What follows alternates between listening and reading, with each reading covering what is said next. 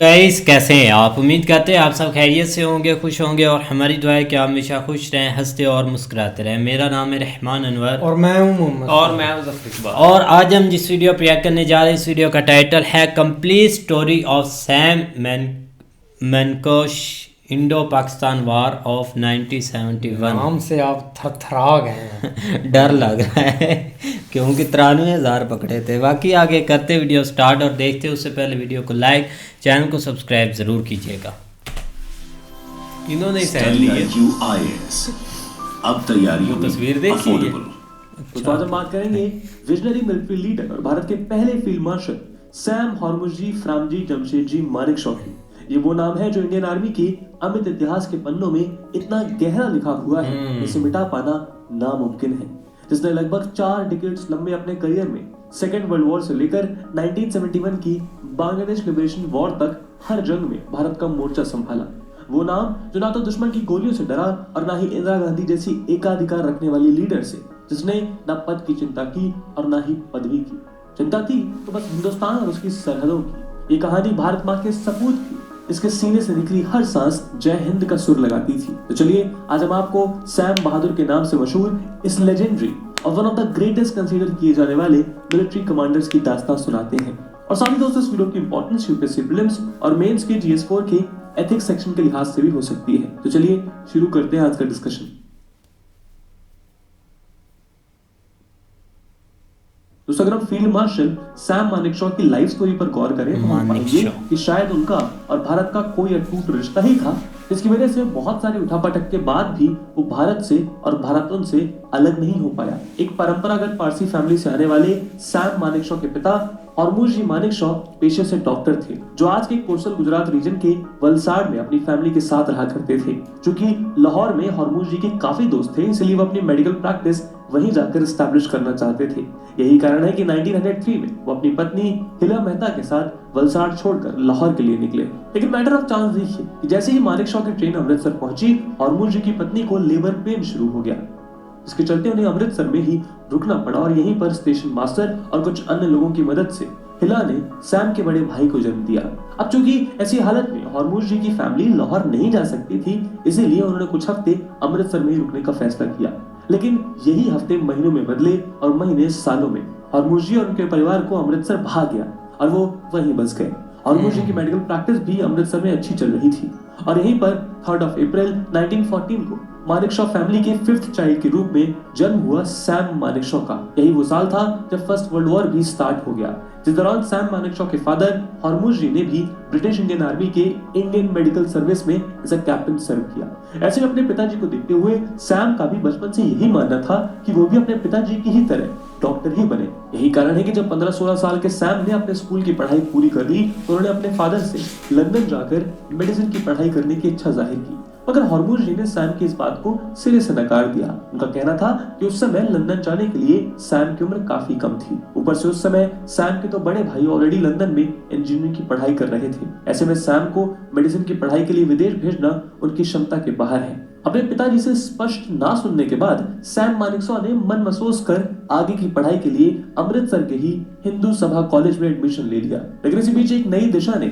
Sam Manekshaw के दरवाजे पर फिर से दस्तक दी। 1931 में फील्ड मार्शल सर फिलिप चेटवुड की अध्यक्षता में बनी इंडियन मिलिट्री कॉलेज कमेटी ने भारत में भी मिलिट्री एकेडमी स्टैब्लिश करने की रिकमेंडेशन सामने रखी, जहां इंडियंस को ब्रिटिश इंडियन आर्मी में एज एन ऑफिसर सर्व करने के लिए ट्रेन किया जाना था। और इस तरह देश में लेजेंडरी इंडियन मिलिट्री एकेडमी को स्टैब्लिश करके उसके लिए एंट्रेंस एग्जाम कंडक्ट करा गए। अब पता नहीं ये सैम का पिताजी के पद चिन्हों पर चलकर मिलिट्री ज्वाइन करने का सपना था या उनके द्वारा लंदन ना भेजने के लिए बगावत, लेकिन इस बार अपने पिताजी के खिलाफ जाकर सैम मानेकशॉ ने आईएमए के लिए अप्लाई कर दिया। और जब 1 अक्टूबर 1932 को रिजल्ट आया तो कुल 40 सिलेक्टेड कैडेट्स में से सैम हॉर्मुसजी फ्रामजी जमशेदजी मानेकशॉ 6th रैंक पर थे। इसके बाद मानेकशॉ का मिलिट्री का वो सफर शुरू हुआ जो अपने आप में एक लेजेंडरी सफर था। अब जरा सोच कर देखिए, अगर सैम के पिता अपने प्लान के अकॉर्डिंग लाहौर पहुंच गए होते तो हो सकता है कि 1947 के विभाजन के बाद भी सैम भारत के बजाय पाकिस्तान के ही होकर रह जाते, या अगर सैम के पिता हॉर्मुसजी ने उन्हें पढ़ाई के लिए लंदन भेज दिया होता तो वो शायद कभी मिलिट्री एकेडमी का रुख ही न करते। मगर इतने सारे मैटर ऑफ चांसेस की वजह से ही वो हुआ जो अपने आप में एक इतिहास है और भारत को सैम मानेकशॉ के रूप में एक ट्रू आर्मी मैन मिल गया।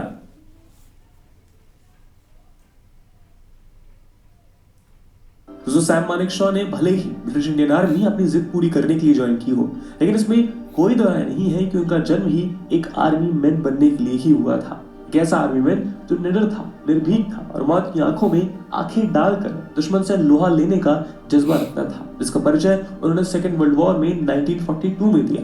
असल में उस दौरान युद्ध के हालात और शॉर्टेज ऑफ स्टाफ को देखते हुए सैम मानेकशॉ को डबल प्रमोशन दिया गया। इस एडिशनल रिस्पॉन्सिबिलिटी के साथ ब्रिटिश इंडियन आर्मी के यंग कैप्टन के रूप में बर्मा में सितांग रिवर के किनारे जापानीज फोर्सेस से लोहा ले रहे थे, जहां दोनों दलों के बीच एक भीषण युद्ध छिड़ा हुआ था। इसी बीच जापानीज सोल्जर्स द्वारा मशीन गन से फायर की हुई 9 गोलियां सैम मानेकशॉ के लंग्स, स्टमक, लीवर, इंटेस्टाइन और किडनीज को छलनी करती हुई शरीर के पार हो गई। मगर ऐसे हालात में भी मानेकशॉ 36 घंटों तक युद्ध के मैदान पर यूं ही अनकॉन्शियस स्टेट में पड़े रहे।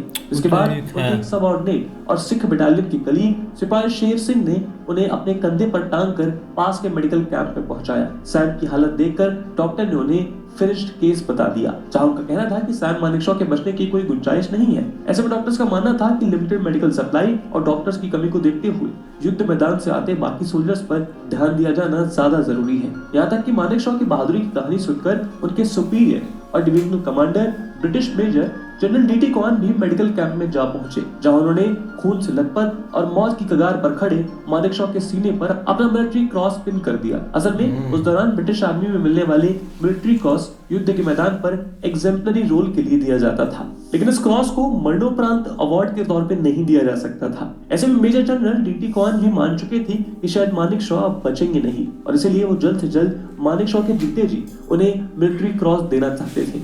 मगर सिपाही शेर सिंह डॉक्टर से सैम बहादुर को ट्रीट करने के लिए मिन्नतें करते रहे, और इसी बीच अचानक सैम को होश आ गया, जिसे देखकर कैंप में मौजूद सर्जन ने अचंभित होकर शेर सिंह से पूछा आखिर इसे क्या हुआ। लेकिन इसका जवाब मानेकशॉ ने खुद बड़े ही मजाकिया लहजे में दिया और मुस्कुराते हुए कहा, डॉक्टर मुझे गधे ने लात मार दी है। जिसे सुनकर डॉक्टर भी हंसने लगे और बोला, जो आदमी ऐसी हालत में भी मजाक कर सकता है उसे तो बचाना ही पड़ेगा। दोस्तों जब 1947 में भारत का विभाजन हुआ, तब भी पारसी समाज के सैम मानेकशॉ के पास ये मौका था कि वो चाहते तो पाकिस्तानी आर्मी में जा सकते थे, मगर यहाँ उन्होंने इंडियन आर्मी को ही चुना।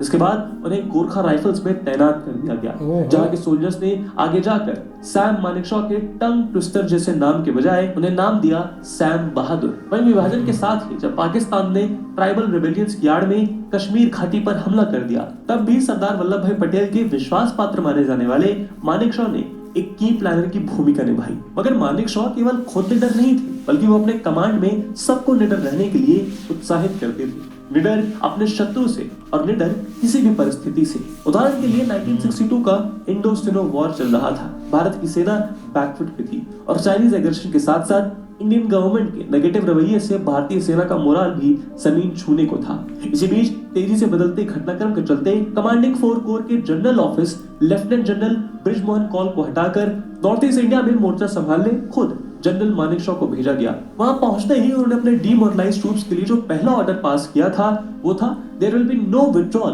Without written orders and these orders shall never be issued. यानी अब के बाद बिना किसी रिटन ऑर्डर के भारतीय सेना पीछे नहीं हटेगी, और जब तक सैम यहाँ पर है ऐसा कोई ऑर्डर कभी इशू नहीं होगा। सैम अपने सोल्जर्स को ये भरोसा दिला पाते थे क्योंकि वो खुद करेज, डेकोरम और लिव बाय वर्ड्स का जीता जागता उदाहरण थे। यही कारण है कि जब बांग्लादेश लिबरेशन वॉर के बाद पाकिस्तान के 90,000 सोल्जर्स से ज्यादा POWs की तरह भारत में थे, चीफ ऑफ आर्मी स्टाफ के तौर पर उनकी वेलबीइंग भी मानेकशॉ की ही जिम्मेदारी थी। ऐसे में अपनी जिम्मेदारी को समझते हुए मानेकशॉ खुद पाकिस्तान के कैंप्स में जाकर अरेंजमेंट्स का जायजा लिया करते थे। वो अक्सर उनसे पूछते थे कि क्या कैंप में मॉस्किटो नेट सफिशिएंट है, क्या खाने की क्वालिटी अच्छी है।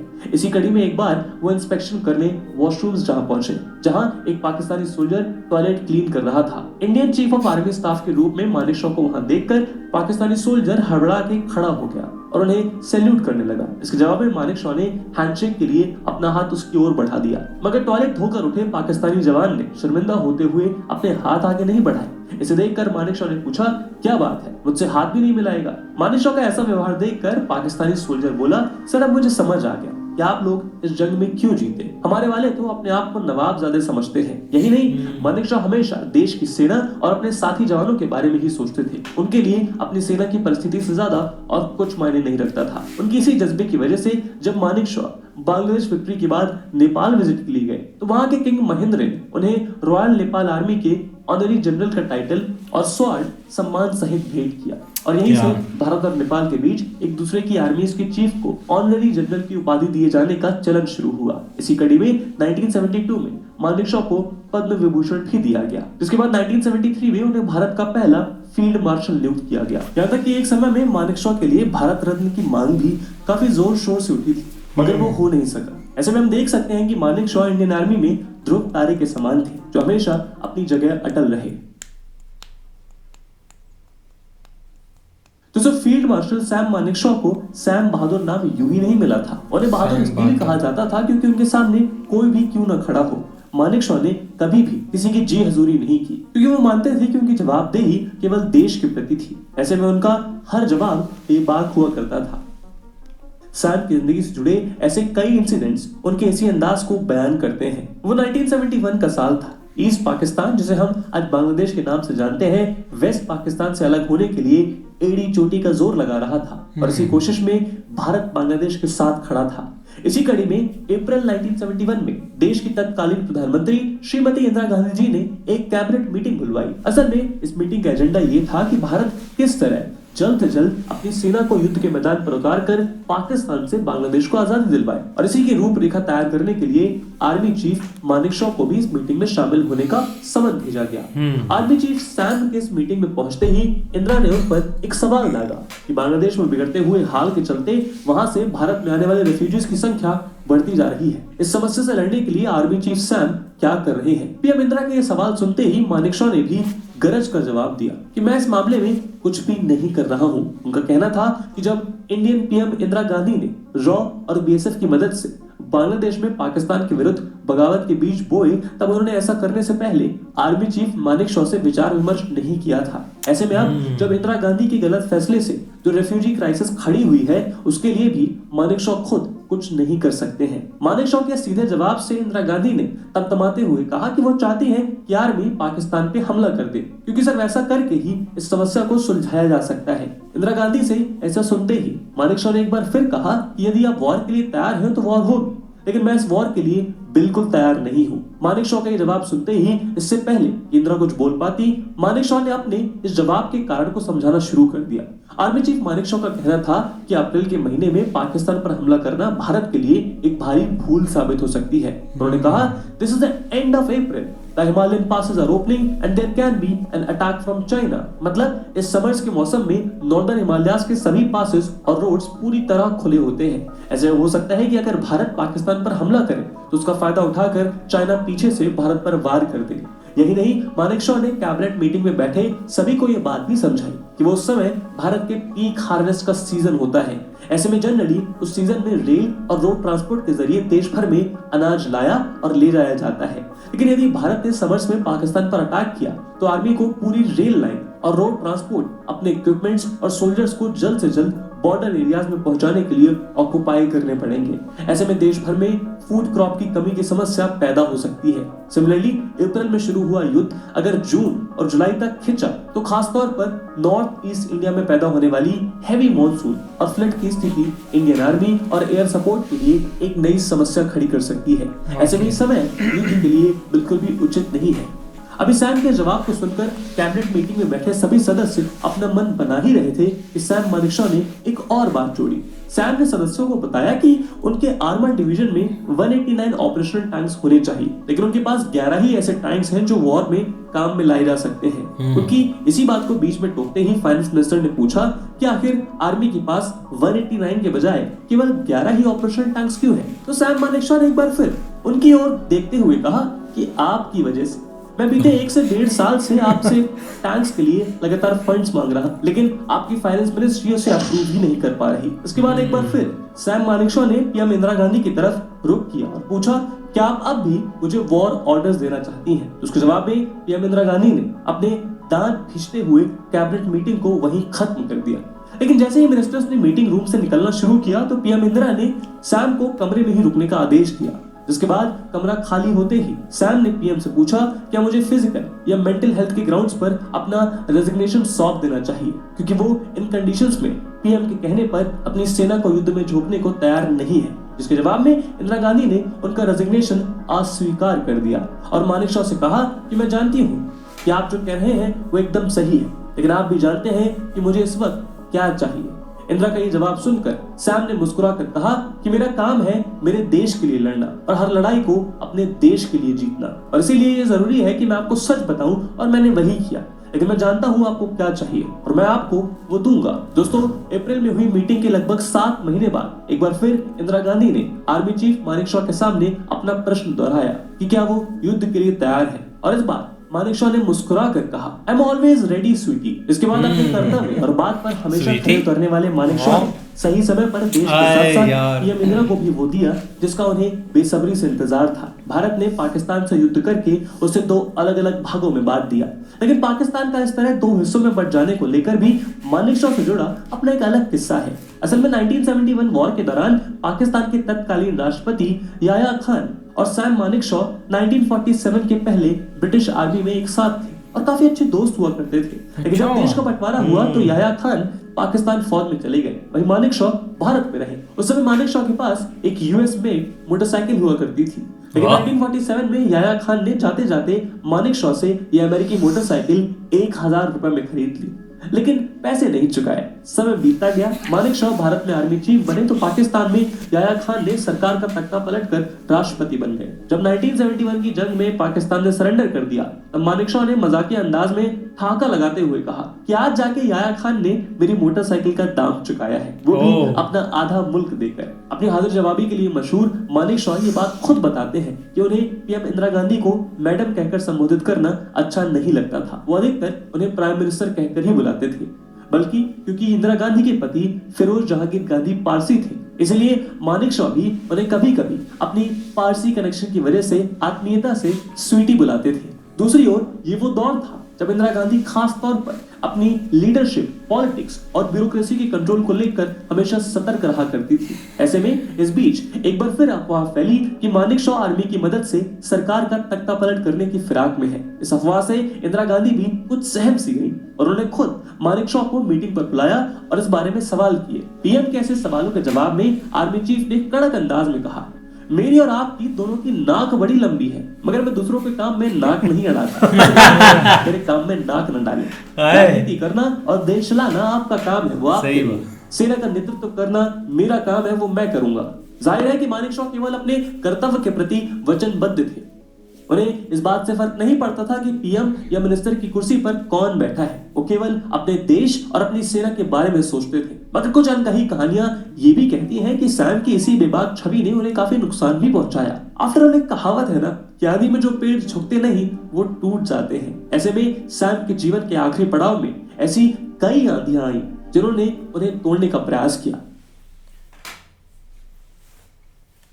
दोस्तों, भारतीय सेना में फील्ड मार्शल एक सेरेमोनियल पोस्ट मानी जाती है। यही कारण है कि अब तक भारतीय सेना के इतिहास में सैम मानेकशॉ के अलावा केवल के.एम. करियप्पा ही हैं जो उस पोस्ट पर रहे हैं। वहीं फील्ड मार्शल कभी भी रिटायर नहीं होता, बल्कि फील्ड मार्शल अपनी यूनिफॉर्म, फुल सैलरी और ऑफिशियल रैंक पर अपनी डेथ तक बने रहते हैं। यहाँ तक कि फील्ड मार्शल को अपनी यूनिफॉर्म में एक सेरेमोनियल बैटन भी मिलता है। 1973 में सैम मानेकशॉ को फील्ड मार्शल की रैंक तो अवार्ड की गई, मगर इसके साथ ही मिलने वाली बाकी सुविधाएं जैसे ऑफिशियल कार्स, रेसिडेंस, स्टाफ और ऑफिस इंडियन गवर्नमेंट द्वारा उन्हें कभी प्रोवाइड नहीं किए गए। यहाँ तक फील्ड मार्शल की सैलरी के बजाय मर्तेदम पर उन्हें आर्मी के जनरल की ऑफिशियल पेंशन ही दी जाती रही।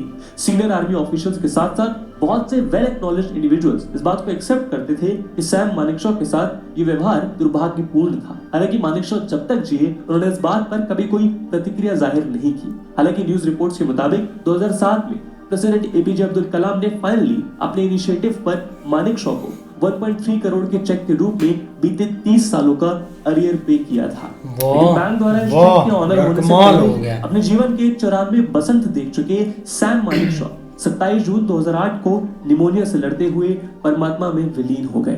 कहा जाता है कि सैम मानेकशॉ के आखिरी शब्द भी आई एम ओके ही थे। जो बताता है कि आंधियां चाह कर भी सैम मानेकशॉ के जज्बे को तोड़ नहीं पाई। दोस्तों ये बात भी सच है कि सैम मानेकशॉ को मरणोपरांत भी उस सम्मान नहीं मिला जिसके वो हकदार थे।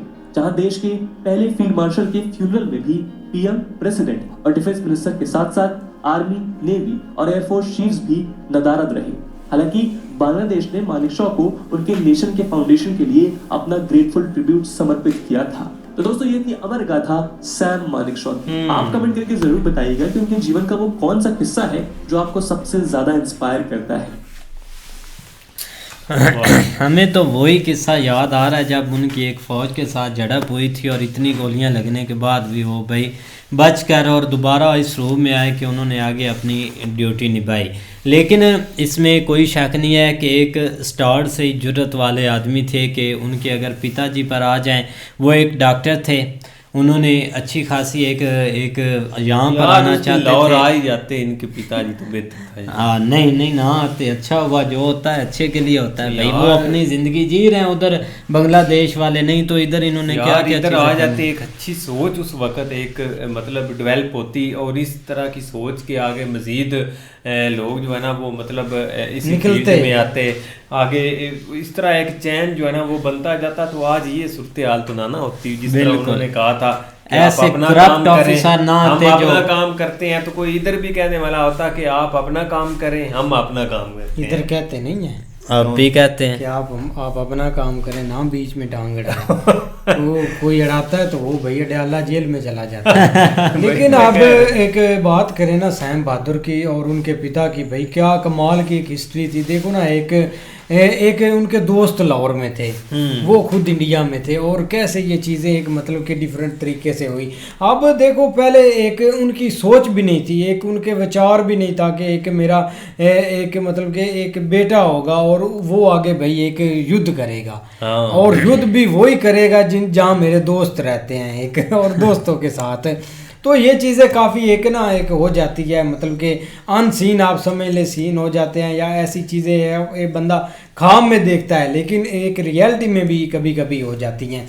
अब सर की बात करें तो भाई क्या बहादुरी उन्होंने पाई है और क्या उन्होंने एक अपनी ड्यूटी निभाई है, एक पूरी जो मतलब कि निभाने वाली होती है ईमानदारी से और मेहनत लगन से। अभी तक भी देखो ना एक जो एक क्राफ्ट होता है अफसर भाई, वो अपनी एक जदादे बनाते हैं, वो अपने टापू बनाते हैं, लेकिन वो अपने देश की फिक्र नहीं करते।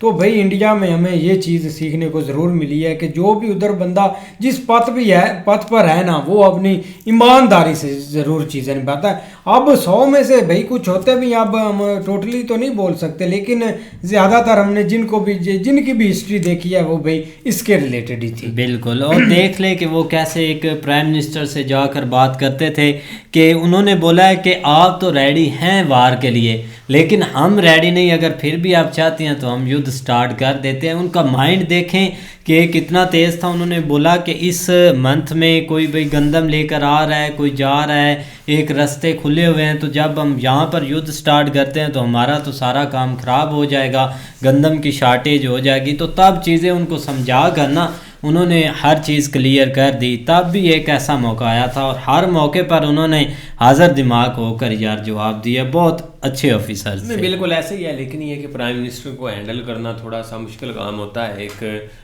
फ़ौज के सरबराह के लिए। उसकी वजह क्या होती है, क्योंकि जो वहाँ पे थोड़े जज्बात के साथ फैसले हो रहे होते हैं कि जैसे वहाँ पे कोई हो गया, हाँ भी चार्ज दौड़ो है, ये चीज़ें थोड़ी सी ना एडवांस लेवल के ऊपर देखी जाती हैं। और वहाँ पे आर्मी चीफ का ही काम होता है कि वो मतलब एक तरीके से चीज़ों को हैंडल करता है, क्योंकि वो एक बॉर्डर सिचुएशन को या वहाँ की सारी इंफॉर्मेशन उनके पास होती है, इसलिए उन्होंने अपने हिसाब से चलना होता है। लेकिन फिर बाद में भाई उन्होंने जो एक 71 वाला सीन किया था ना, जो एक बाइक के पैसे 1000 रुपया वापस लिया आधा देश ही लेकर गए यार। पैसे यकीन करे वो यहिया खान ने एक शुरू से ही मतलब कि उनके अंदर एक फितरत पैदा हो गई थी एक ना पैसे देने वाले की, और अभी तक भी वही चीज़ें चल रही है कि अब ना पैसे भाई नहीं देते और सुकून से खाते पीते हैं।